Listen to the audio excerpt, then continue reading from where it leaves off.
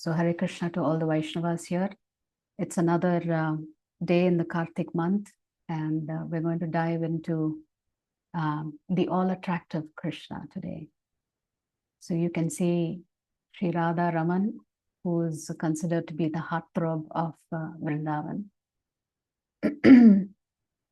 One of the Shaligram Shilas of Gopal Bhatta Goswami changes into this beautiful Vigraha. So one of these Kartik days, we will go into, we will do Vrajamandala Parikrama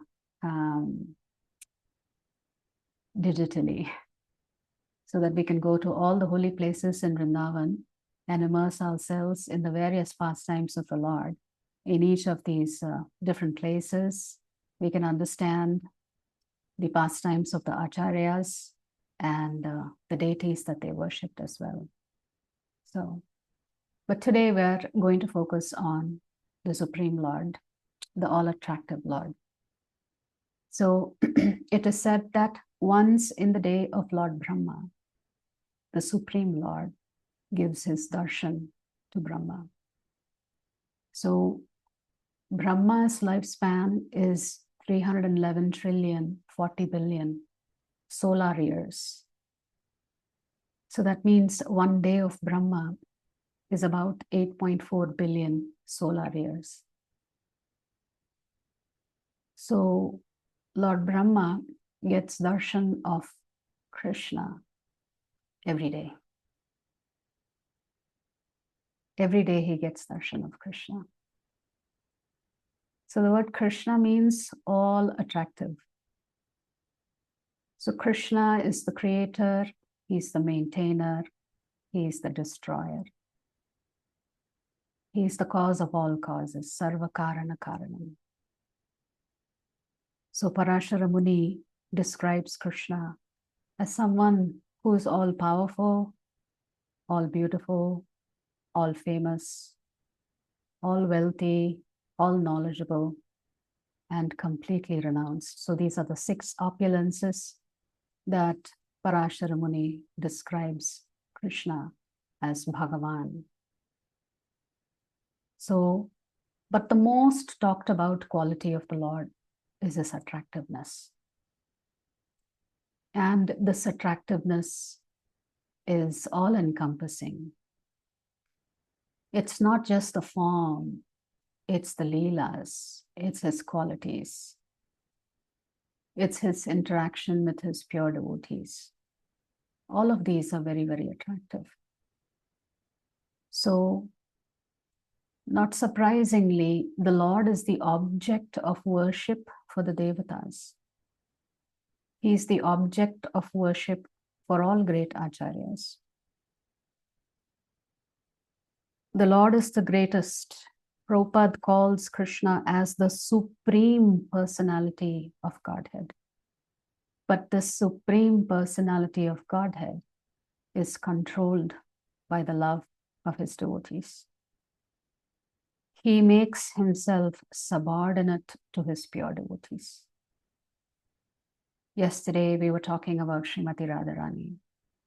How in Golok Vrindavan, everybody is focused on serving Srimati Radharani, including Lord Krishna. She's such a great devotee.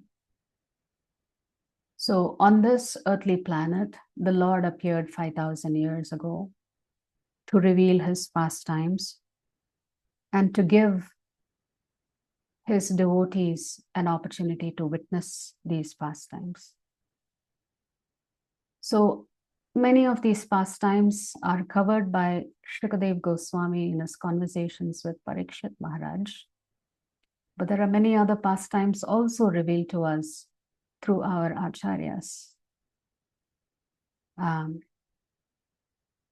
So Krishna is the source of everything. He is the cause of everything. And but in Vrindavan, he comes under the control of his devotees. So every great personality wants to see Krishna.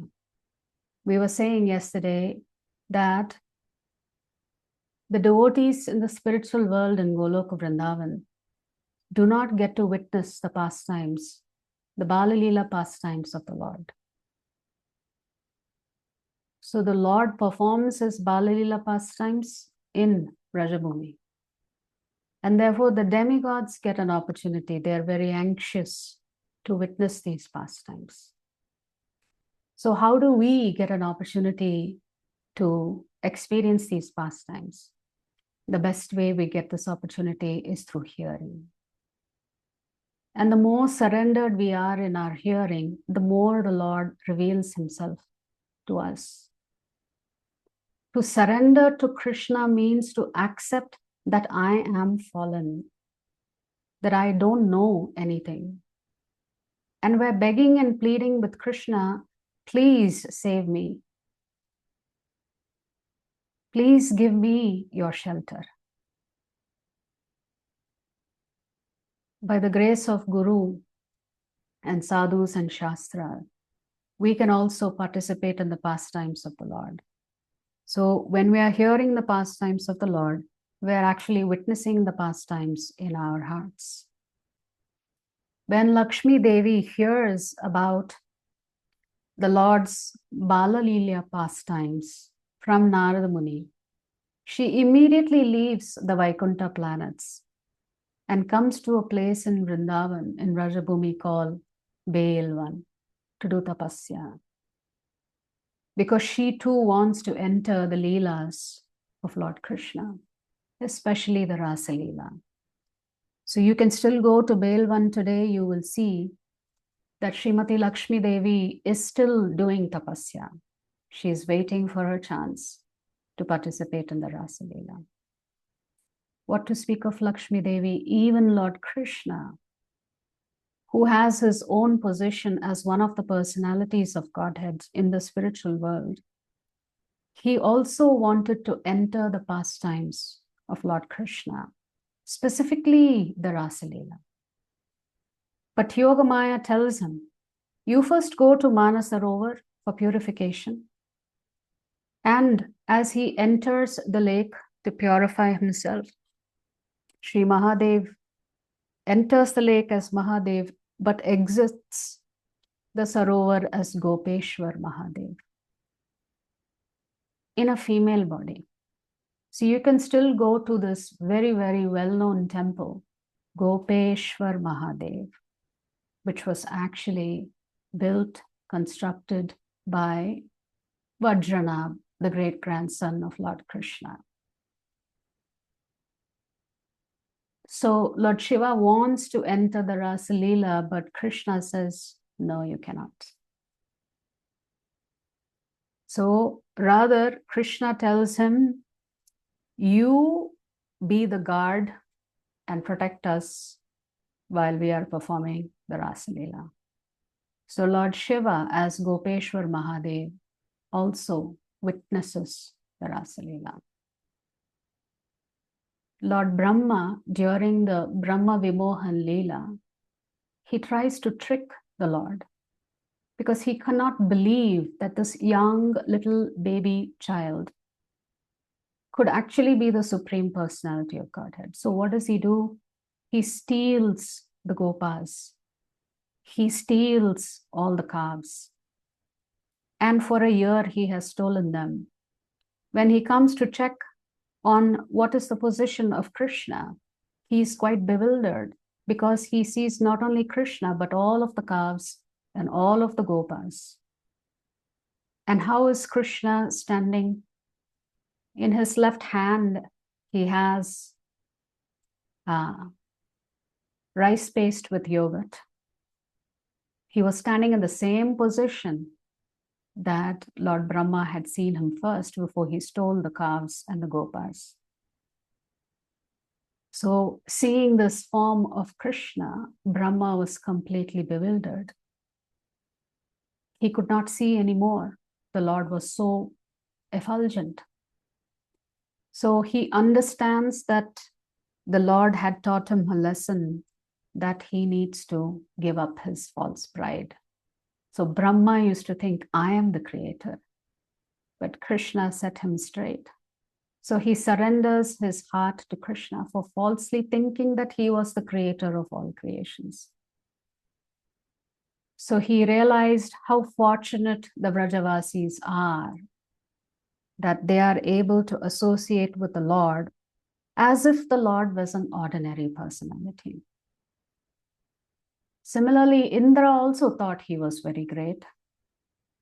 When Krishna coaxed his father and the cowherd men to stop worshipping Indra and instead to worship Govardhan hill, Indra thought, who is this young child to challenge my position?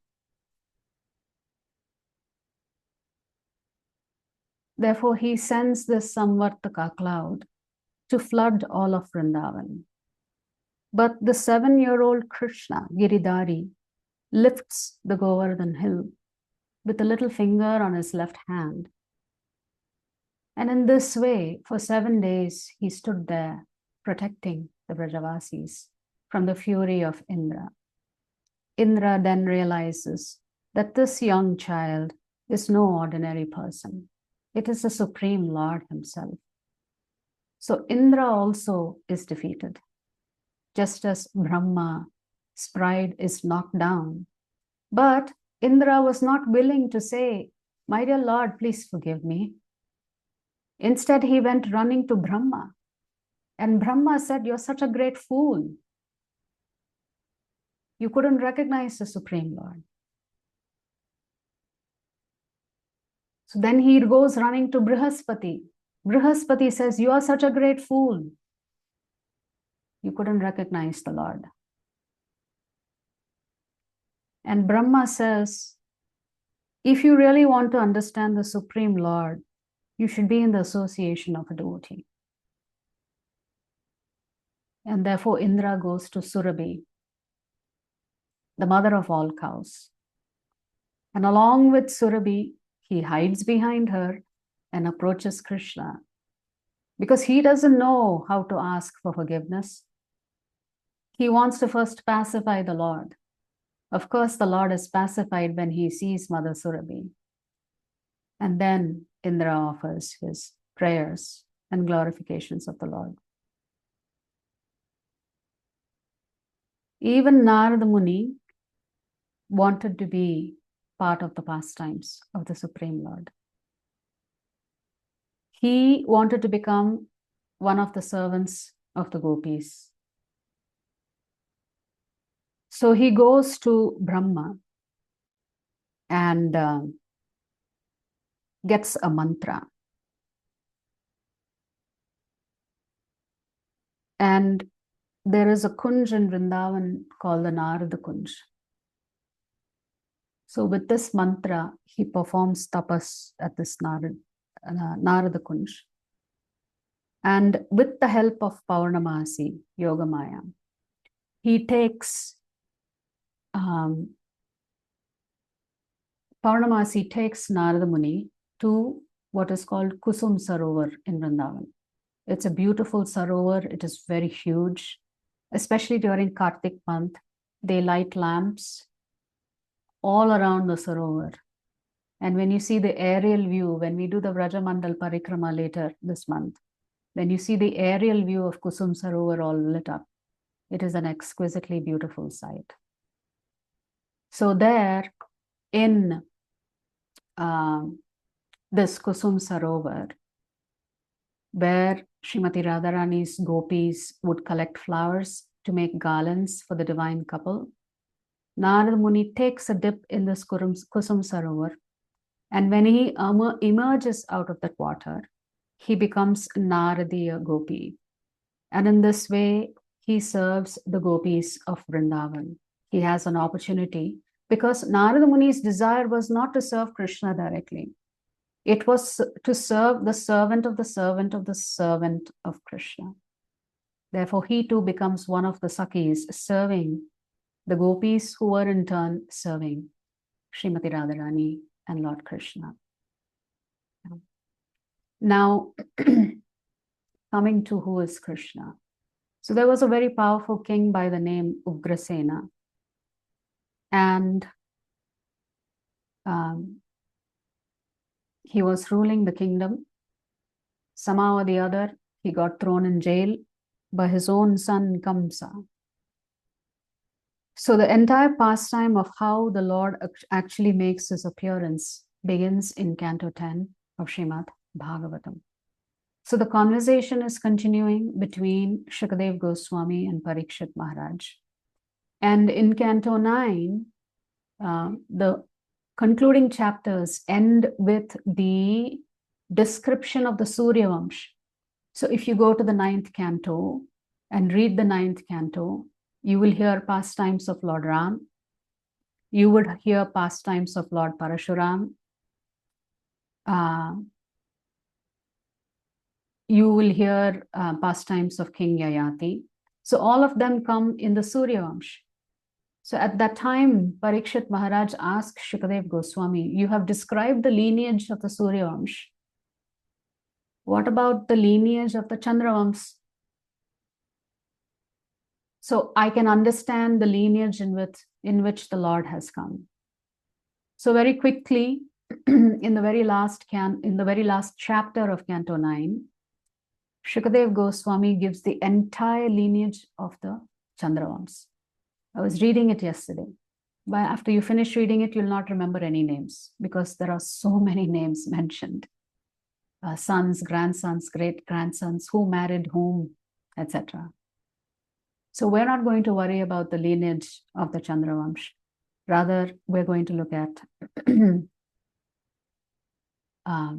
the advent of Lord Krishna. So here, Kamsa has thrown his father off the throne, and he is a very, very demoniac personality. So Canto 10, the very first chapter, begins with Parikshit Maharaj telling Shukadeva Goswami, this great personality, Krishna,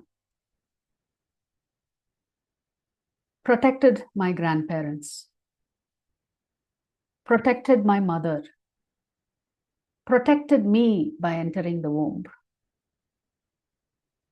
So I want to hear the glories of this particular personality. And Parikshit says that normally Harikatha should be heard in the Parampara system. And Harikatha should be heard from Guru by the disciples. That is when it is relished most. And Parikshit Maharaj says, hearing Harikatha is the only medicine for the conditioned souls, the medicine to cure the repeated process of birth, death, old age, and disease. So interestingly, in one of the phrases, Parikshit Maharaj, he says, only a butcher who's very busy killing himself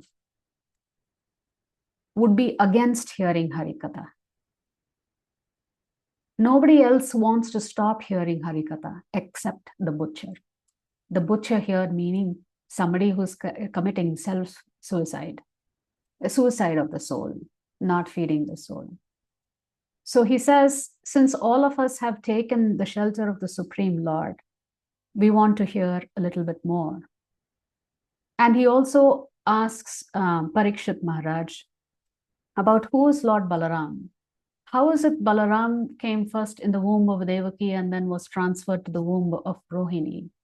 He says, my dear Shukadeva Goswami, kindly explain these circumstances to me under which all of this happened. Why did the Lord leave Vasudeva and Devaki and go all the way to Gokul? What was the reason for that? And what transpired? What are all the pastimes that the Lord performed in Rajabhumi? So like this, Parikshit Maharaj is asking a series of questions to begin Canto 10. So to answer all these questions, Shukadeva Goswami begins by saying, once upon a time, Mother Earth, in the form of a cow, approaches Lord Brahma and tells him that there are too many unjust kings who are ruling this planet Earth. And it is a great burden on me. because they are not leading a virtuous life.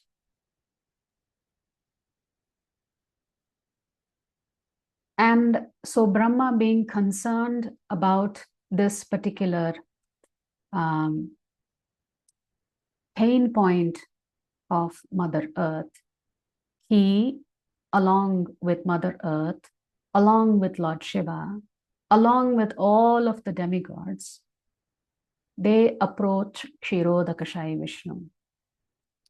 And they begin to offer prayers, which we know as Purusha Sukta. So they recite the Purusha Sukta, and Lord Brahma is waiting, waiting, waiting, no response. So then Brahma does intense meditation. And eventually it is revealed to him by the Lord that he will come soon in the Yadu dynasty. He will come as a son of Vasudeva and Devaki. And furthermore, the Lord instructs Brahma, you tell all the demigods' wives to go and appear in the Yadu dynasty. To tell all the demigods to go and appear in Gokul.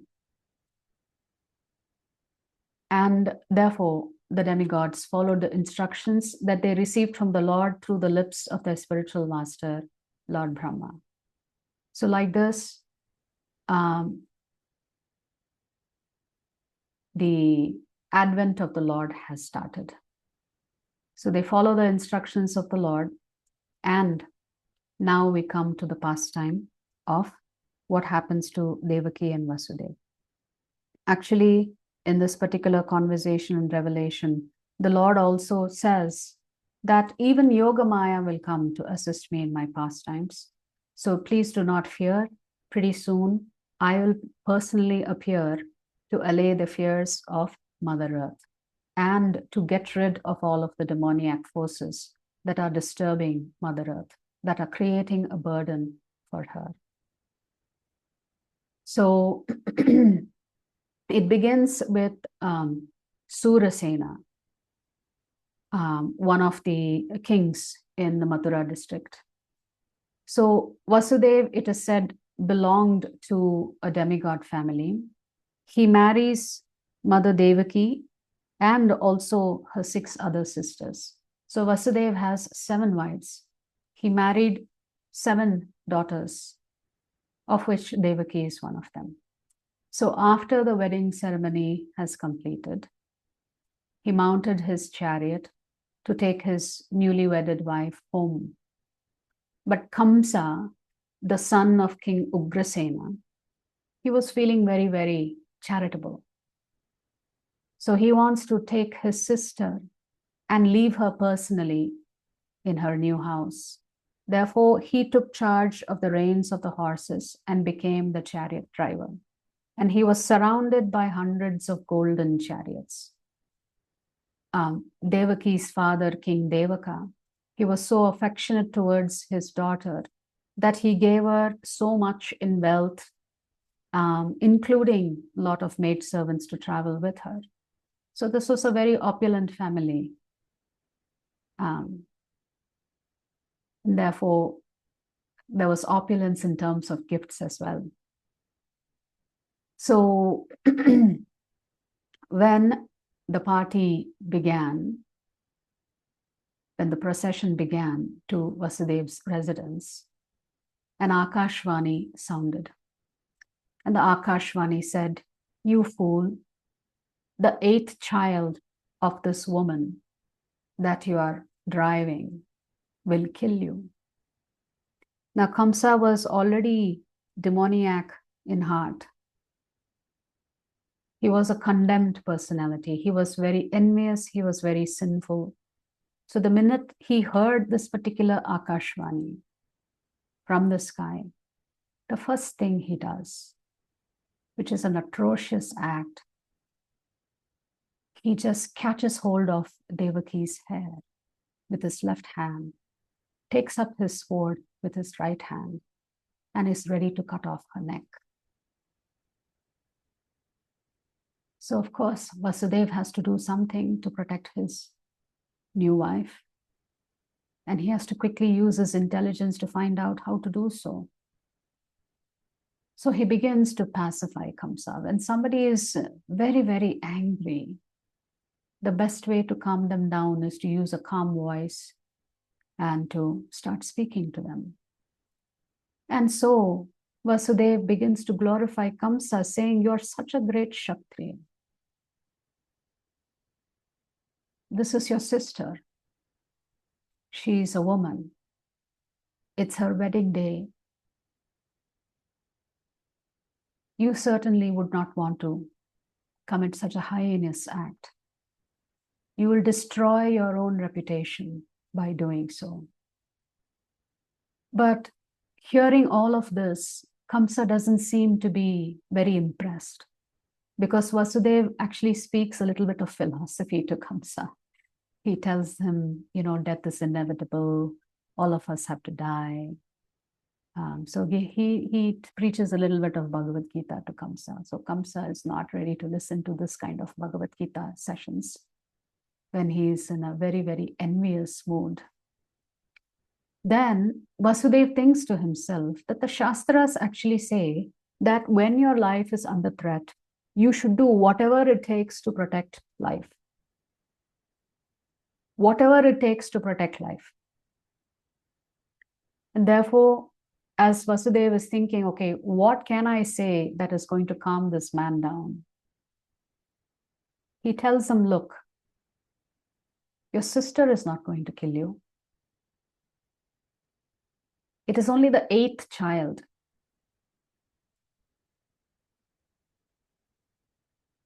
So he tells Kamsa, please spare the life of your own sister.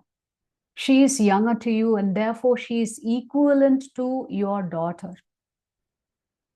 How would it be if a father kills his own child? After all, Devaki is like your child. Please hear me. I promise you that I will bring all the children born by Devaki to you personally. But please spare Devaki's life. Now, why was Kamsa influenced by what Vasudeva said? Because of Vasudeva's reputation as an honorable man. So Kamsa relents. He says, okay, you're a man of your word, Vasudeva. I know you will do exactly as you have said. So if you have said that you will bring the children to me one by one, I trust you completely. So saying this, Kamsa lets go of Devaki. So now Vasudeva and Devaki go to their residence. But then the pastimes of the Lord have to begin. Right? So then, of course, great personalities will come to fast track that pastime. So if things are slowing down, then somebody has to come and agitate the mind of Kamsa. So anyway, Vasudeva has made this promise to Kamsa. And every year, a child was born. Like this, 6 children were born. And the first child Vasudeva takes to Kamsa. And Kamsa's heart melts when he sees the child. And he tells Vasudeva, "Oh, such a beautiful child. Take the child back with you. After all, it's only the 8th child. So I'm not worried." So when Kamsa is relaxed like this, Narada Muni has to come and agitate his mind a little bit. So Narada Muni comes and tells Kamsa, I heard from the demigods that the Lord is going to appear to Vasudeva and Devaki, and he is going to be the cause of your destruction. But the Lord is very mischievous. You never know which way you are going to count 8. So don't trust anything that you heard in the Akashvani, because you never know which child is Vishnu. Hearing this really churns Kamsa's mind. He becomes completely bewildered. And he thinks to himself, yeah, that's right. The Lord could trick me. How do I know which is the eighth child? And therefore, one by one, he begins to kill each of the six children, the first six children. And then the Lord instructs Yogamaya in the spiritual world, my dear Yogamaya, my expansion Sankarshan, Anantadev, is going to occupy the womb of Devaki. As soon as he has occupied the womb of Devaki, I want you to transfer him to the womb of Rohini. So Rohini and the other wives of Vasudev were living in Gokul. So it was only Devaki who was there with Vasudev. The other six sisters were in Gokul. We don't hear much about all of the six sisters except Rohini. So Yogamaya bows down to the Lord, says Om, Tat Sat, and follows the instructions of the Lord. And he also instructs Yogamaya, you also appear in the womb of Mother Yashoda. And from there, I will give you further instructions. So Sankarshan has occupied the womb of Mother Devaki. And immediately after he occupies the womb of Mother Devaki, Yogamaya transfers Sankarshan to the womb of Rohini. So to Kamsa and his ministers, it appears as if Devaki has had a miscarriage of the seventh child. So now, of course, the number 8 is looming large. Kamsa is even more fearful because the time is nearing. He doesn't know. Maybe it's the next child, the actual 8th child sequentially. So simultaneously, Yogamaya has occupied the womb of Mother Yashoda there. And then the Lord transfers himself to the mind of Vasudeva. And then Vasudeva transfers the Lord from his mind into Devaki's mind. And that is how the Lord occupies the womb of Devaki. And when Devaki was carrying the Lord, she becomes so effulgent. So effulgent. When Kamsa comes to see her, by now, of course, Kamsa, after Narada Muni has left him, he has thrown Devaki and Vasudeva in a jail, because now he's thinking, God knows, if I lose sight of them, then what will happen to me? Therefore, he throws both of them in jail. So when Kamsa comes to visit Devaki when she's pregnant with Lord Krishna, he sees a most beautiful vision. She is effulgent, she's bright, she looks beautiful. And Kamsa was thinking, she's after all my sister. After all, she's my sister. How can I harm her? I don't know, maybe the Lord will be the cause of my death. I can't control everything. And it is said that in his previous birth, Kamsa was Kalanemi. And the pastime goes as this to all of you who may ask the question. Why did the 6 children have to be killed?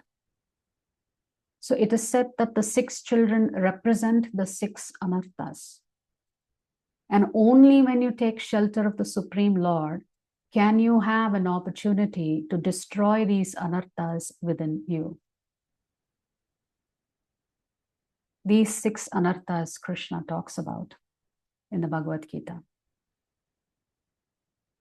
So once Marichi, he had 6 sons. And these 6 sons, unfortunately, committed an offense against Lord Brahma, an apparent transgression. And the result was that they would take birth and be killed by their own father. So it is these 6 sons of Marichi that become the sons of Kalanemi. And in another birth, these same 6 sons become the grandchildren of Hiranyakashipu. So these 6 anarthas are Kama, Krodha, Lobha, Moha, Mada, and Matsarya. And Devaki represents Bhakti.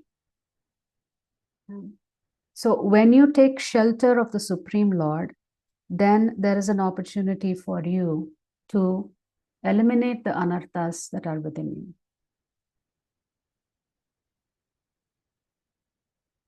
So when you take shelter of the Lord, there is no fear in your life. So even though Kamsa had imprisoned his own father, he had imprisoned Vasudev, he had imprisoned Devaki, somehow or the other, he didn't separate the husband and wife. But the 6 children had gone, the 7th child was miscarriage, and we now have to wait for the advent of the 8th child. So we'll learn a little bit more about how the demigods come to worship the Supreme Lord as he is occupying the womb of Devaki.